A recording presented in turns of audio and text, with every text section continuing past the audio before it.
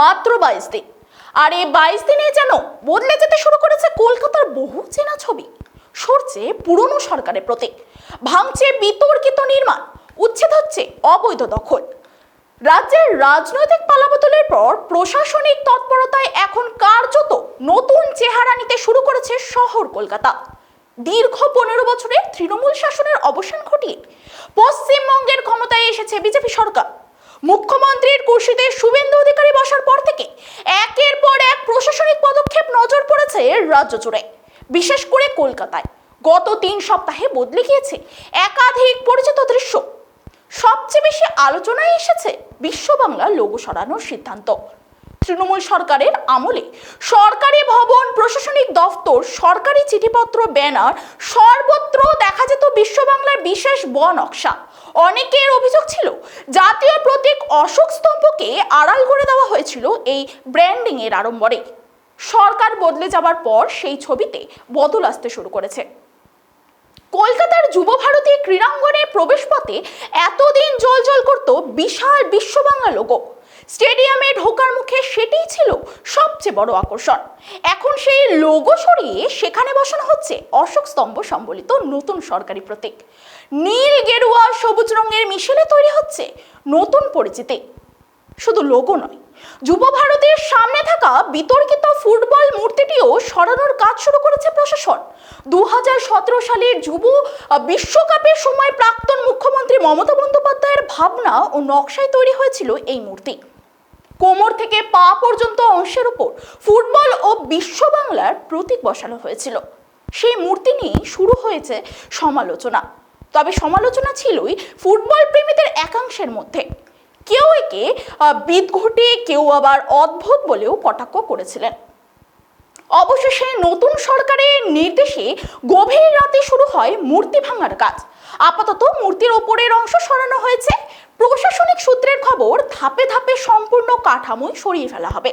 যদিও এই সিদ্ধান্তে ক্ষোভ প্রকাশ করেছেন প্রাক্তন মুখ্যমন্ত্রী মমতা বন্দ্যোপাধ্যায়। তিনি জানিয়েছেন, একজন শিল্পীকে দিয়ে নিজে পরিকল্পনা করে এই মূর্তি তৈরি করিয়েছিলেন।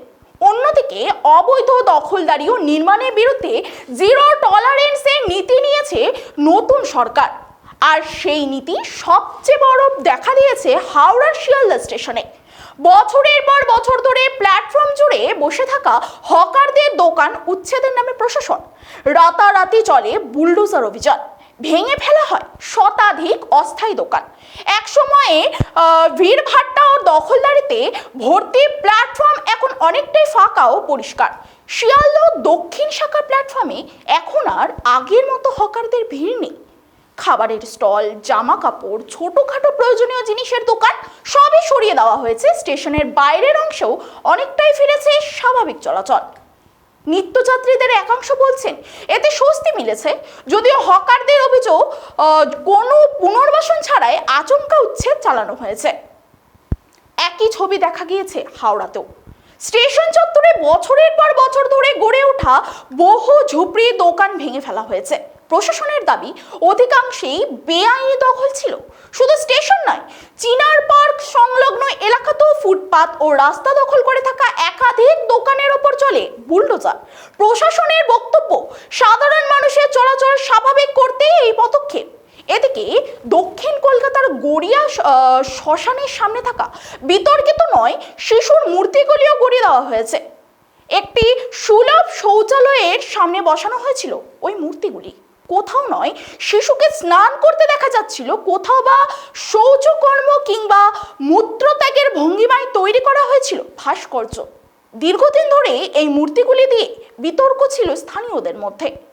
বর্তমান সরকারের দাবি, জনসমক্ষে এ ধরনের মূর্তি রাখা অত্যন্ত নিম্নরুচির পরিচামক। তাই সরকার বদলের পরই সেগুলি সরানোর সিদ্ধান্ত নেওয়া হয়।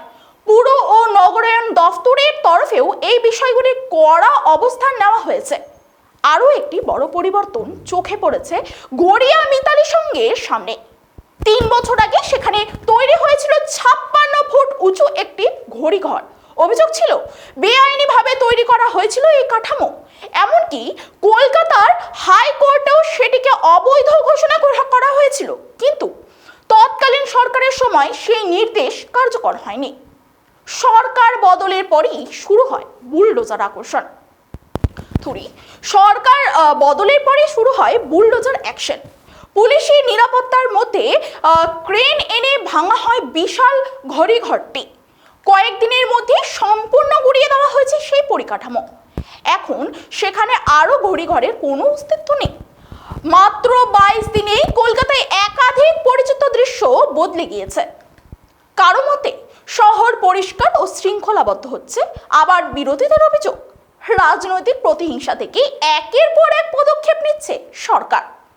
তবে রাজনৈতিক তরজা যাই থাকুক, বদলের হাওয়া যে এখন কলকাতার রাস্তাঘাটে স্পষ্ট তা মানছেন অনেকে।